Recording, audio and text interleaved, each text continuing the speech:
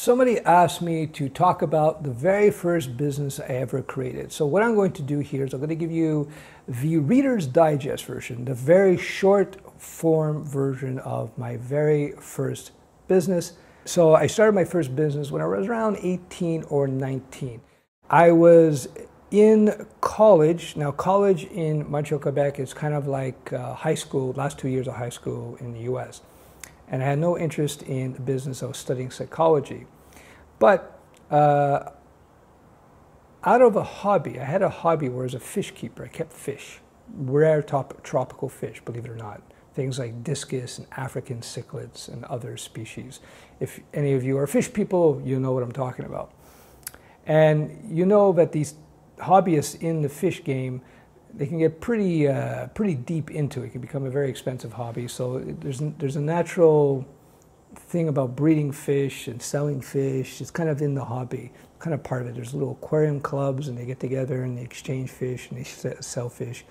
So in that process, I started selling fish. I would breed fish. I would sell them to pet stores, sell them to collectors. Not collectors, sell them to other fish keepers and wholesalers. What had happened, I had been working with a very rare type, not a rare fish, but a very hard to keep fish in terms of breeding them.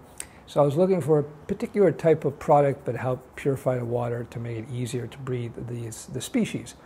And I found something, but it was only available in the US. Nobody was bringing it into Canada. And that's how the business kind of started in a way, in the sense that there's no local distribution. So I decided to see if I can get the exclusive rights to the product for distribution in Canada. And it was a small company down in the US. They had no distribution, and they said, yeah, well, what do we have to lose? So I said, yeah, give me exclusive for a year so I can see if I can push this stuff. So I started buying this product in bulk, small, not a huge amount, like whatever, 100 units as opposed to just one, which a normal person would need. And I'd bring it up and see if I could start selling it. And it came out of that. The business started out of that, out of my hobby.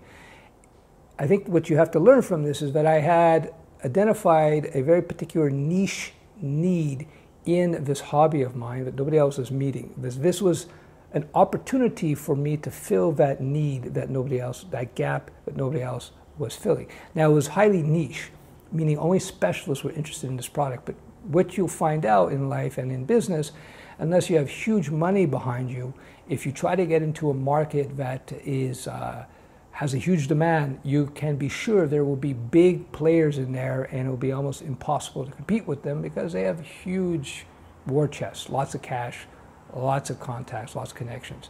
So you have to get into a niche when you're starting off a new business, especially when you're starting off a new business with a shoestring budget like I was.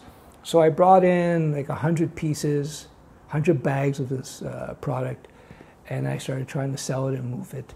And then I got together with somebody who was working in the industry, who soon became my business partner. And then we started combining selling these specialized niche products for fish breeders, and people who kept very rare, expensive fish. And also, we started importing rare tropical fish from countries of origin. We dealt with Africa, so we were Zaire, Burundi, Malawi, Tanzania, and we were doing South America as well, Brazil, Colombia, Peru.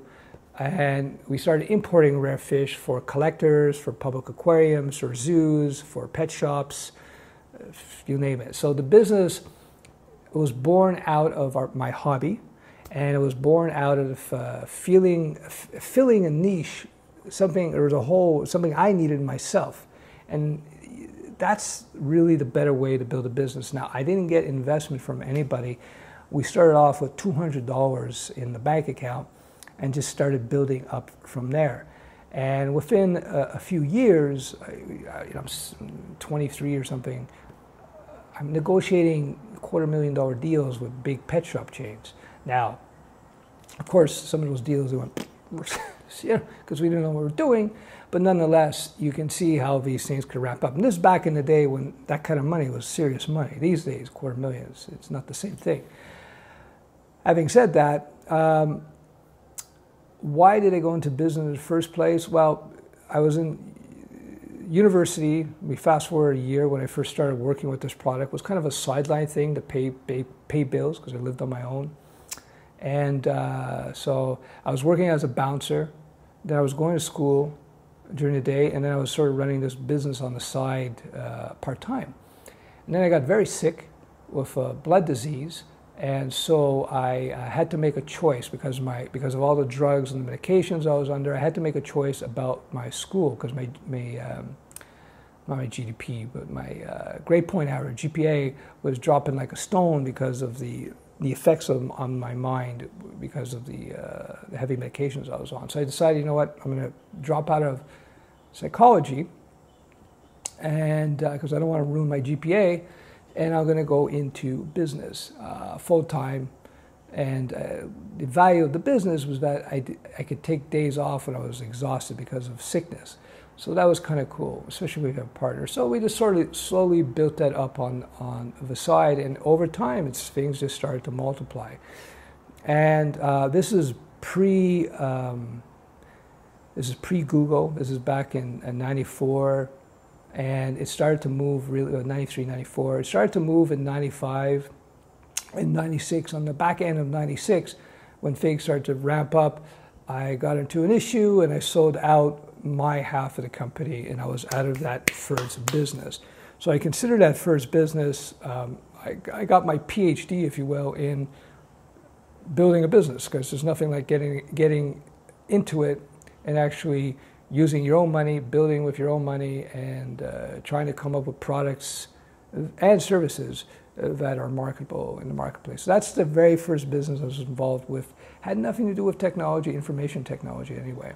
Because of that business, though, I learned how to write code for the first time in either late '94 or early '95, I don't know when exactly, where I built my first website for my business. You have to understand, back in those days, people were like questioning whether or not this internet thing was going to be anything. Like Bill Gates famously thought it was just a fad. It was going to go nowhere. And so I remember sitting in the back room, my friend's server room, and we were saying, yeah, you know, this internet web thing, it could be something someday. Yeah, it might be, you never know. You never know. Anyway, that's the short version. There's so much more. There's so much more I could tell. Failed opportunities, good moves I made, things I've learned, basic business rules.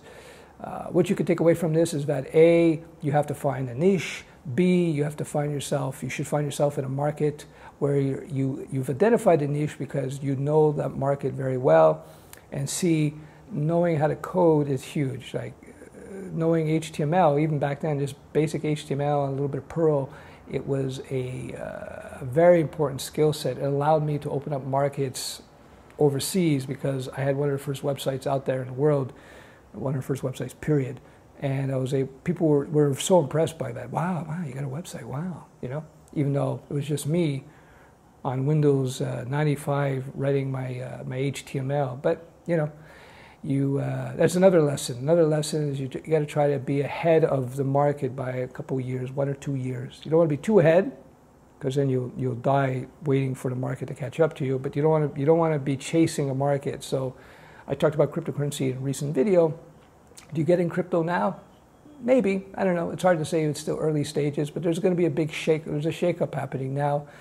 And being a crypto programmer, I'm sure there's some major opportunities out there. But again, once again, basic principle of this channel. If you learn C++ to write crypto and you find out the crypto jobs all disappear, you know C++, you parlay that skill into many different areas, or learn a different language that might be hot wherever you happen to live. Anyway, that's the story of the first business. I hope you found it interesting. If you did, like. If you did, share. If you want more, depending on how many likes and views and shares I have, I'll do the long form. I'll talk about also all kinds of other things.